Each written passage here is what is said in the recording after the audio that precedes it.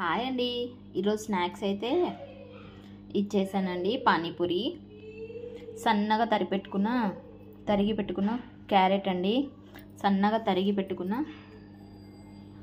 Onion అండి, ఇదైతే శనగపప్పు, ఆలుగడ్డ, టమాటా వేసి ఉడకబెట్టానండి. టమాటా లాస్ట్కి వేసాను, శనగపప్పు ఆలుగడ్డ అయితే ముందే ఉడకబెట్టాను. కొంచెం పసుపు వేసాను, కొంచెం సాల్ట్ వేసాను.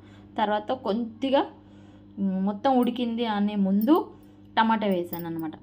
ఇదండి మసాలా మాత్రం పానీపూరికి. ఇక ఇదైతే మసాలా అండి. ఇప్పుడు మనమైతే పానీ రెడీ చేసుకున్నాము. కొంచెం పుదీనా వేసుకొని పానీపూరి ఇది ఇలా దొరుకుద్ది కదా మసాలా, పానీపూరి మసాలా అని, అదైతే వేసుకున్నాను అన్నమాట. మిక్సీలో వేసేసుకున్నా. ఇదైతే చూడండి పానీపూరి మసాలా పానీ.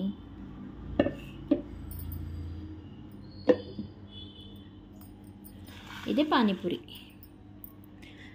ఇంట్లో చక్కగా చేసుకోవచ్చు పానీపూరి అయితే. పిల్లలకు మంచి ఇష్టం, ఎందుకంటే వర్షాకాలం చాలా బాగుంటుంది కదా.